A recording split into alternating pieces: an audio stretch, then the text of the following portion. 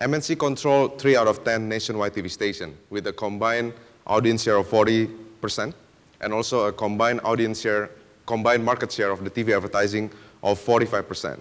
This makes MNC a very dominant company in Indonesia, in media industry. Our pay TV company is also a very dominant pay TV operator with 70% market share. What we have achieved so far is not an overnight work. MNC has invested in its operation and continuously improving its system and management. A couple of key points that have made MNC successful in the last decade will be outlined in the next few slides.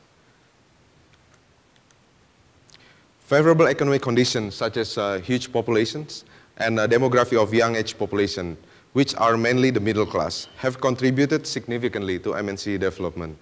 70% of the population are aged below 40 years old, and 50% are actually below 25 years old.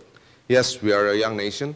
Indonesian tends to get married at a very young age as well. This, when they get married, they tend to have a lot of kids. This means that the population are not getting any older.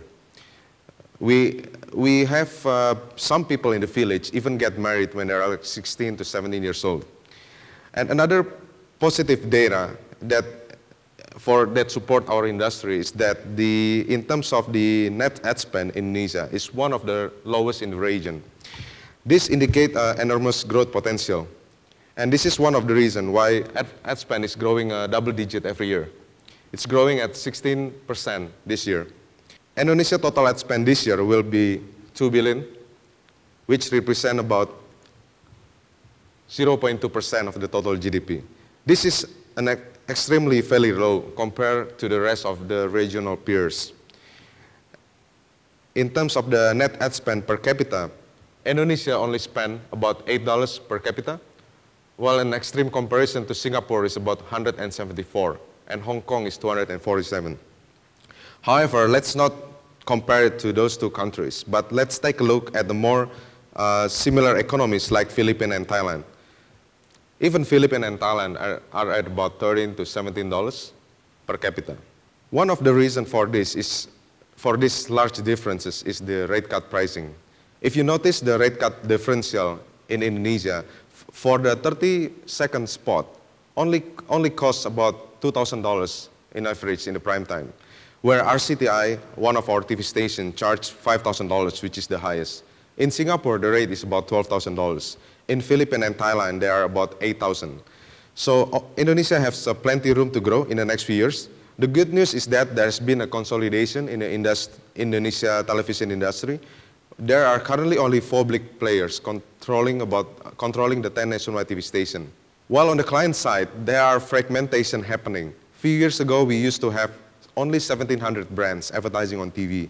As of today, there are about 3,500 brands advertising, and we still have about 10,000 brands in the modern retail market. So obviously, we still have plenty of room to grow. These are the pie chart of Indonesia media advertising market share. As we can see, TV led the share of 68% in 2011, and this share is actually growing. 5 years ago, TV absorbed only 60% advertising. So the TV ad share market has been growing owing to the consolidation that I've mentioned before. And also TV is very dominant due to fragmentation in other media type. For example, in the newspaper, we currently have about 500 newspapers in Indonesia, and we have about 1,000 radio stations in Indonesia versus 10 national free-to-air stations. These are the corporate structure of MNC. We control 3 out of 10 national TV stations. RCTI is the #1 TV station at all times, and MNC TV is now the #2 station. So we have the #1 and #2 station under our portfolio, and Global TV is the #8 station in terms of audience share. We also have our own in-house production company, which is MNC Pictures. MNC Pictures supplies content and drive the rating in our FTA stations. And we also manage the largest talent agency in Indonesia, which is this Star Media Nusantara, effectively controlling the supply of TV talents that star in our TV program. And we also run the 3rd largest newspaper in Indonesia. We also own about 100 radio stations in Indonesia. These are the strategy of MNC. First, we maintain our leading position, obviously, as a broadcaster. Not only that, but we are growing it. as I will show you in the next few slides. And also we keep on expanding within the ordinary course of business. And we are about to expand in the only two areas that we haven't have our hands into, which is the outdoor advertising and the cinema business. And we always utilize synergy to attain operational efficiency and maximize revenue stream. As a result of our synergy that we have been implementing since 2005, we have seen growing combined audience share of 3 FTA stations from 35% to recently 40%. And this is the latest audience share of our TV station. RCTI has always been the #1 TV station. In terms of daily audience share, RCTI has the total of 17 years out of 23 years of operating history as the #1 TV station. MNC TV has been developing very well. Last year it was the #6 TV station with 10% only audience share, and this year it is sitting at #2 position with 16.4, owing to the success of airing the new drama contents. Global TV has not been performing very well this year due to the less interest in Hollywood movies. As we know, the market are getting more local content. But we believe that movies which are mostly universal will always have a place amongst Indonesian viewers. These are some of the top 10 successful programs in drama series. As we can see here, that our TV station broadcasts 8 out of 10 top 20 programs. And all those drama are being broadcast in the prime time. This is our share in the prime time. RCTI, MNC TV, and Global TV. So combined, we have about an average of 41% audience share during prime time in October 2012. The next chart, now I'm going to talk about the pay TV operator. The next chart is about the pay TV penetration. As with the low rate cut pricing in Indonesia, the pay TV market is also under-penetrated, only 4.8% penetration.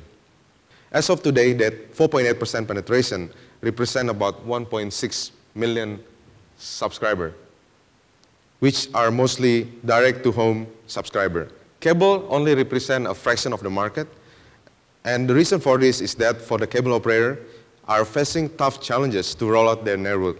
Indonesia have a messy infrastructure underground, and also we have more than 17,000 islands, and also 70% of the territory are water.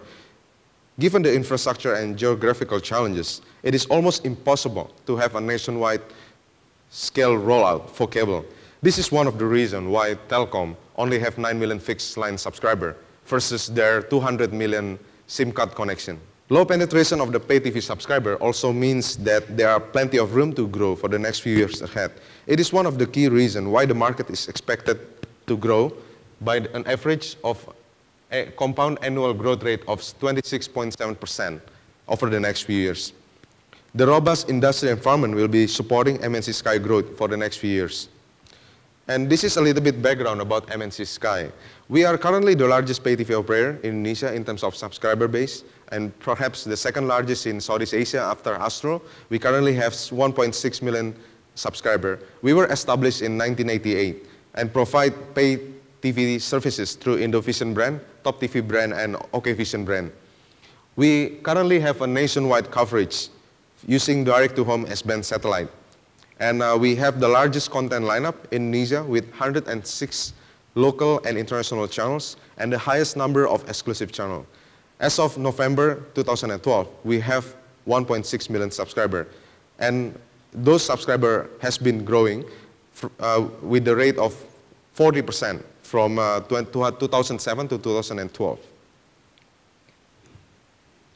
Mnc Sky currently have 70% market share, which has actually been growing since the last few years. 10 years ago, our M-Sky market share was only 20%. And then 5 years ago, our market share was between 50 to 60%. And as of today, it is 70%. So clearly, this is a real proof that our business model is working. These are the key strengths of Mnc Sky. Operating in the favorable macroeconomic industry outlook in Indonesia, we have the top-of-mind awareness being the first mover in the market, established in 1989, and we have the best content lineup, as I have mentioned before. And our content channels are being annually reviewed and constantly improved. And our programming is tailored to the preference of our customers. We have the dominant market share, more than 70%. This enables us to leverage on economies of scale and invest in our own distribution network. And we have a reliable nationwide coverage via S-band satellite. S-band is basically a military satellite. It is basically weather-proof. So this is very important in Indonesia, where the climate is tropical. We have 6 months of rainy season in Indonesia. And during those times, if you use Ku-band or C-band, basically you will have a lot of problem when watching your pay TV. And we also have the strong management and the most experienced professional in the industry. Mnc Sky operates under 3 brands, which is Indovision. This is the highest ARPU package. We have 45% market share. And then we have the Top TV, which is the middle package. We have about 20% market share. And then the recently launched is OkVision. We have about 5% market share. The reason that we have 3 different brands is one of the form of the price differentiation strategy. So we launched this to a lower ARPU package to entice people to subscribe to pay TV. And then what we will do later, we will upsell them to Indovision. This is the historical growth of Mnc Sky pay TV subscriber, established in 1989. During the early years, Indonesia were not ready for pay TV. The FTA contents were too good, the GDP were too low, and the set-top box were too expensive. However, in 2005, the price of the set-top box went down to $100 due to the innovation in Chinese electronics. This clearly helped our business a lot. And during that time, we launched a package where we lend the set-top box to subscribers who subscribe for 12 months or more. And since then, the growth of subscribers has been very phenomenal. We achieved 1.6 million subscribers in 2012, making us the second largest pay TV operator in Southeast Asia after Astro. However, since we are growing our subscriber by 30 to 40% every year, Mnc Sky is set to be the largest pay TV operator in Southeast Asia for the next 2 or 3 years. Now, it would not be complete if we did not provide a view on the current digital media industry in Indonesia. The view that we will present to you might be a little bit different from the consensus that is currently very bullish on digital. There are a number of reasons supporting our view. The most significant way for internet to impact on traditional media is through disruption in their advertising revenue. As we know, the advertising is the blood of every media company, and it is what kept us alive. And this is especially true for Indonesia, where the viewers are already used to free content, financed by advertising money. Only in Indonesia, perhaps, that people can watch Barclays Premier League for free. They can watch World Cup, Euro Cup for free. Everything is for free in Indonesia, obviously financed by advertising. As long as there is advertising in Indonesia, the media company will continue to thrive. And it is still very difficult to see in Indonesia how the internet can monetize their traffic through advertising. We do believe that digital will change the game one day in the future. It is just that as for Indonesia, those changes will take some time, a much longer time compared to other countries. Those online media players will have to be patient in Indonesia, as nothing significant will be happening over the next 5 years. Our view is based on a couple of facts and analysis. The first one, firstly, for an internet industry to excel, we need one of the most basic criteria, that is infrastructure, be it broadband or wireless. Unfortunately, cable broadband infrastructure in Indonesia is not growing as fast as it should have been. The major problem is that cable broadband development is being hampered by infrastructure and geographical challenge. We have more than 17,000 islands. 70% of the territory is water, making it almost impossible for any cable network provider to achieve a nationwide scale rollout, even in the big cities. We have such a messy underground utilities. Not to mention the traffic jam created by it, making it worse to the already worst in the world existing traffic jam. And secondly, in Indonesia, majority of internet access is is driven by mobile, and it will be continually driven through mobile devices. As we know, the current monetization of mobile traffic in Indonesia is still very low. It's probably still very low in other parts of the world as well, but especially in Indonesia, it is almost non-existent. And there are still plenty of question marks about the capability of mobile devices with limited technical features and the cheap smartphone to deliver video content and absorb a meaningful share of advertising budget. As we know, most of the smartphones in Indonesia are driven by the low-end smartphone coming from China. These limitations are further exacerbated by poor broadband infrastructure. Other than the traditional SMS broadcast services, we have not seen a real spending by our clients to promote their product through mobile campaign. And our recent survey to our advertising client, most clients only spend budget in the digital for banner advertising, Google AdSense. And thirdly, the majority of internet users in Indonesia are male. And there has not been a sign that whether female will pick up or not. It is not clear whether female audience will eventually increase their share. As we know, female is the target market for Indonesian advertisers, accounting for 70% of the advertising budget.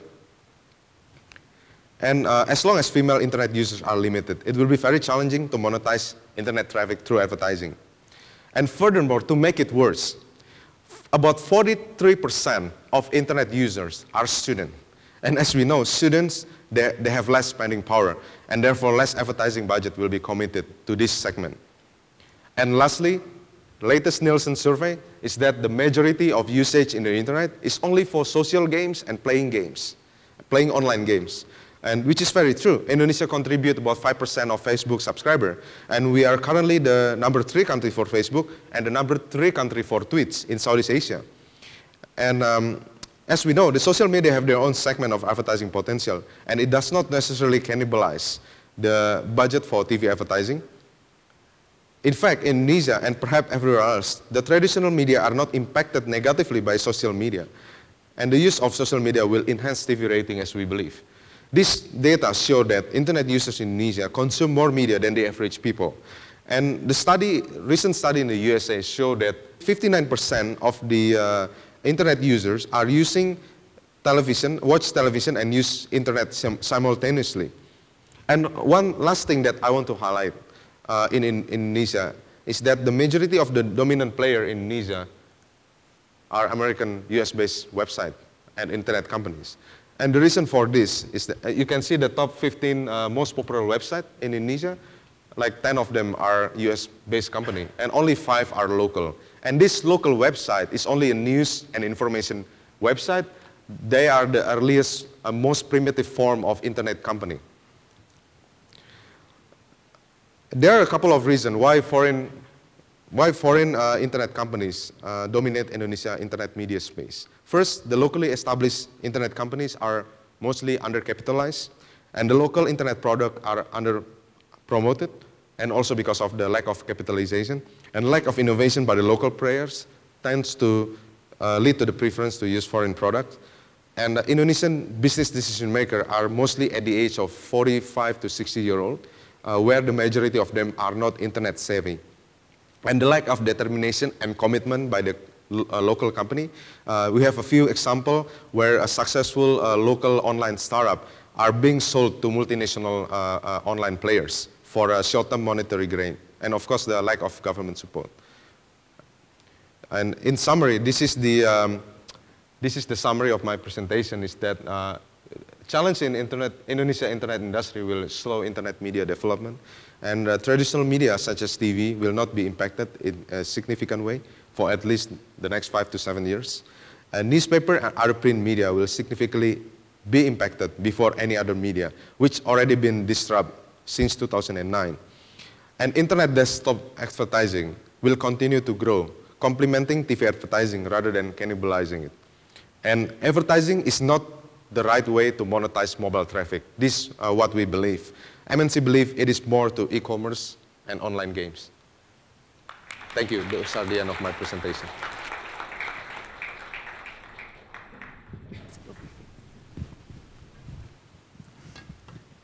Hello, everyone. Can you hear me? Hello, can you hear me? Hi, I'm Adrian. I'm the group editor of Television Asia Plus. I'm here to interview Mr. David Audy. Thank you so much for your presentation. You're welcome. I think what we want to do is, David has given us quite a bit of a snapshot of MNC media as a whole. There's quite a lot to digest, but he has also talked a little bit about the Indonesian broadcast climate. So what I'll do is I will kind of dissect some of the slides that he had presented earlier, and we'll ask some questions regarding the points that he mentioned. But first of all, let's talk about free-to-air television. In MNC media, we have RCTI, MNC TV, Global TV, and these three stations combined has an audience share of 40%. Yeah. You know, why do you think that there is this popularity with free-to-air in Indonesia? The reason for our success in programming has been owing to our capability to produce the quality drama series. As we know, in Indonesia, drama series has been leading in the prime time. Not only recently, but it has been like that since the last 23 years. Since the first time RCTI was airing in 1989 until today, drama series is still the most popular content in Indonesia, beating anything else. But other than the drama series, we also have a couple of international formats which are doing well. For example, the Indonesian Idol, and we have the Master Chef, and we are going to do X Factor about a month from now. And these international formats are being localized, and also it is very popular. It has always been the #1 show in the prime time in Indonesia. Okay, so localization seems to be the key when it comes to attracting Indonesian audiences. You have your long-running drama series that are locally made. You have also gone into the strategy of acquiring formats, well-known formats from outside of Indonesia and producing Indonesian versions of them. Where's the balance right now? How much money and hours are you putting in when it comes to these two genres? Well, most of the budget will be spent on the drama series, obviously. But we also set aside some budget, perhaps like 10% of our local acquisition budget for those formats. Okay. What about acquired content? We know that in Asia, many parts of Asia, acquired content, especially drama series from the US studios, they often tend to do well. Yeah. What's the experience in Indonesia? Yeah, Indonesia is a little bit different. It's not like Australia, Singapore, where the American TV series are doing very well. In Indonesia, the last drama series from states that do well, as far as I can remember, is only Friends and The Simpsons. So after that, we don't have any more successful drama series. In Indonesia, people just love to watch the local content. And also the American drama series are too American for Indonesia. They don't understand about the jokes, they don't get the story. This is why American drama series are not working in Indonesia. Actually, Korean drama series are doing better than American drama series. And we also used to have time where the Japanese drama series are doing well. But then now everything is just local. Okay, but we also see that I think in this year, a lot of regional pay TV broadcasters have set up shop in Indonesia. There is a lot of channels out there for Indonesians to choose from, and these are essentially foreign content, the kind of content that we say would not work well for audiences in Indonesia. But why do you think there is a sudden, or rather there is a gradual increase in these number of channels that are setting up shop? Sorry, this channel about are you talking about regional pay TV channels? We have, like, for example, Fashion One. We have HBO. Oh, this is the pay TV channel you're talking about. Pay TV channels. Okay. Well, the pay TV audience are totally different with the free-to-air audience. For the free-to-air TV station, we basically broadcast content to 250 million Indonesians. Those people who watch our TV station can be a CEO of a big company, and it can also be a maid at home. So when selecting our programming for the free-to-air, we have to be as broad as possible. We cannot be too segmented. If we're too segmented, we will have a very low audience share. Yeah. But when it comes to pay TV, this is we are talking a totally different kind of segment. The pay TV segment are mostly come from upper class segment in Indonesia. They can speak English well, they travel overseas, and they have a much higher income than the free-to-air audience. So obviously the American drama series and all the other foreign content like HBO and ESPN and everything, works well for them. Okay, but we are still talking about a minority of Indonesians that will have access to this kind of content, and you have shared earlier that Indonesia has the lowest pay TV penetration rate, one of the lowest in Asia Pacific. But at the same time, it has one of the highest projected growth rate. Yep. Maybe you can share with us a little about why the rate is so low to begin with, and what are the factors that can actually propel this growth? Yeah, the rate was very low because actually in Indonesia, everything is all industry at a very low penetration rate, not only the media. But especially for the pay TV, the rate is low because historically we have a very good quality content on the free-to-air. So people said, oh, well, I can watch all of this for free anyway. I can watch World Cup for free. I can watch Barclays Premier League for free. Everything is for free, so why should I subscribe to pay TV? So because of that, people used to be reluctant to subscribe to pay TV. But we are talking about a few years ago when the ARPU was still high. That time our ARPU was about $27. And that time the GDP was about below 2,000. But today GDP is like 3,500. It's like almost double than compared to like 3 years ago. And also we have reduced our ARPU to only $14. So it makes it more affordable to a majority of people. And until today, the TV is the most cheapest form of entertainment, including pay TV. When in Indonesia, when they have a big family, when they start a family, they would want to have a pay TV because the kids can watch a lot of kids content, the wife can watch Star World, and the husband, they can watch ESPN. So this is still the cheapest form of entertainment in Indonesia. Rather than taking the family out for dinner, it will cost obviously more than like $14,000. It's better to be sit at home, have a popcorn and watch the pay TV. Yeah, this is what makes pay TV is popular in Indonesia. Okay, but I think you also mentioned earlier that Indonesians are, as a whole, are still used to not having to pay for television content. Mm-hmm. What conditions then would have to change, or what conditions need to be in place in order for consumers to start thinking that now I can, or I want to pay for television content? I think the culture will stay like this for quite a while. This is why nobody in Indonesia, none of the pay TV can use any of the sporting license to drive subscriber growth. As we know in Singapore and perhaps in most of developed economy, the operators can secure international sporting license and then they can use it to drive subscriber growth. But in Indonesia, to do so would be politically and socially incorrect. You will have a lot of people shouting at you. Basically, in Indonesia, for example, soccer is the second biggest religion after Islam. So you can't really put it on the pay TV and close it for the people. Yeah, like you get in trouble for that. Yeah, I have an experience. We used to broadcast World Cup in 2010, the last World Cup, Global TV and RCTI. So in one of the small city in Sumatra Island, apparently that time we have an electricity blackout a couple of hours before one of the match started, and then immediately we have like 200 people coming to our transmission station. They are threatening to burn our office if we don't fix the problem. Yeah, so this is very dangerous if you do that. Okay. Yeah. I like it. You use the word religion. I wouldn't use that, but okay, I think I know what you mean.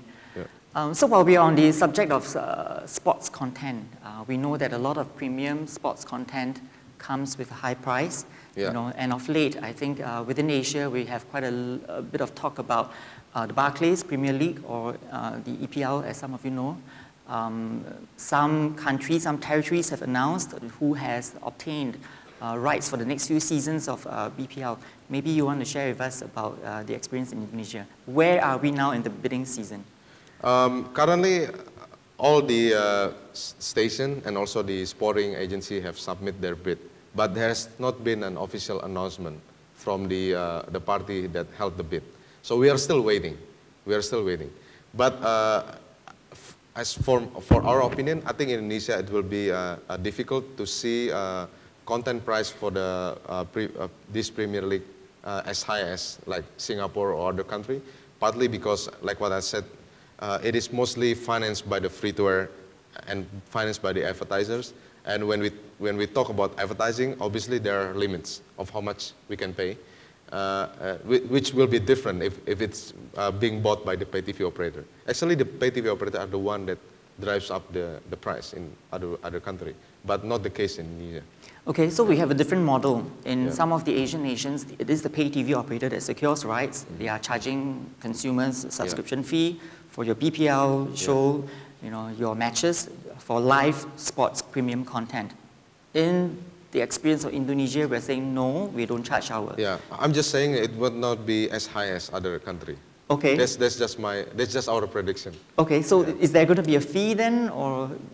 No. It has to be free. Okay, it has to be free, right, as you mentioned. Yeah. So how then would you monetize that? How then would you advertising? Okay, and any plans in terms of how an advertising campaign can be launched in order to, for that kind of scale? We know that the license fee paid for BPL have been increasing year on year. How then should you change or modify your ad campaigns in order to ensure guaranteed returns? Well, obviously the salespeople have to work harder. It's kind of whip. But it's the same thing. It's just basically you have to get more advertising. Okay. Because I mean the amount of time is limited. You don't have increased inventory just because you buy a BPL. You have the same amount of time, but you probably will have higher rating. So then you have to sell this to the advertisers. Okay. Speaking about advertising, I think you also gave us a snapshot about how, being part of MNC Media, the television stations, the free-to-air stations have the ability to tap or leverage on other platforms that exist within MNC. Maybe you can share with us in terms of an ad campaign, an ad sales deal, how you were able to tap into all these various arms of MNC to ensure good returns. Yeah, because we are the most integrated media company in Indonesia. Most of our competitors, they are only a single or like dual TV station or only a newspaper. But for us, we have most of the platform in media, so we can provide a one-stop solution for ad clients. And actually, we have been doing this since the last 2 years. And the recent example that we have, we helped Telkomsel in doing their anniversary. That's at the beginning of this year. And basically, they spend a few $1 million budget only in our media. So they don't spend outside the MNC media. So, we makes it very easy for them because they don't have to go around and talk to various party. They just have to talk to us, and we basically provide them with all kind of ad medium, from television, newspaper, online, and radio, and everything. And everything is like one-stop solution. And they were very happy about it, and they said that they have experienced an increase in activation during the campaign period. So those are one of our success case study. Okay. Yeah. Okay. While we're on the subject of multiple platforms, maybe we can talk a little bit about mobile. As you have shared earlier, that the mobile penetration rate in Indonesia is actually very high. However, trying to monetize that kind of mobile traffic remains a challenge. Why? I think it's not only in Indonesia, I think everywhere else in the world, advertising in mobile remains a challenge. But especially this is like more true in Indonesia. Because in mobile, we have a lot of limitations. Not everybody on iPhone, for example, in Indonesia. Well, most of everybody in Indonesia are on BlackBerry. And, but forget about the BlackBerry or iPhone. Basically, the screen is just too small. There's too many limitations in terms of technical. Broadband infrastructure are not very good. So this is almost impossible to do advertising on mobile. The only mobile solution advertising that has been doing very well in Indonesia, and actually advertisers spend quite a big budget on it, is SMS. Yes, that's right, the traditional SMS broadcast services. So basically they just broadcast to promote their product. But other than that, I mean, we check with our clients how much budget they spend on mobile. And basically we came back with a zero result. Nobody really seems to advertise on mobile in a meaningful, in a significant way. And I know that this probably this view is probably a bit disturbing. I'm sorry about that, but that's the truth in Indonesia. Yeah. Okay, so based on your experience, having to stream something on a mobile platform, whether it is advertising content or television content, you know, for a variety of reasons, it's something that it's not currently done. Yeah. What about e-commerce? What about some kind of transactions that can take place, you know, with mobile devices? Is that something that MNC is exploring? So we believe, coming from a company where we rely heavily on advertising, we believe that the key to monetize mobile traffic as of today and for the next 5 years, I don't know about after 5 years, I don't know because there's a lot of things that can happen, but we believe that the key to monetize mobile traffic is e-commerce and online games. So, and we actually already have plans in that as well. So we just recently announced a joint venture with Tencent. So basically Tencent is, I think everybody knows Tencent. They're basically very big in China, and we will do we will do a lot of business initiative in the mobile industry together with Tencent. Tell me a little bit about Mnc Sky and the pay TV venture that the company has gone into. Does that complement the free-to-air channels or compete? It doesn't compete for now because, as I said, it's a totally different segment. But we do have some advertising revenue in the pay TV. Currently, the advertising revenue is already 5% of the total pay TV revenue, which is actually basically a free money. However, it will take some more times to have a situation where we have a competition in securing the ad budget. The difference currently is like this. We've got clients in the free-to-air, clients for the mass market. Like, for example, the instant noodle, staple food, you know, beverage. But on the pay TV, we've got a whole different clients, like the luxury car, watches, you know, glasses.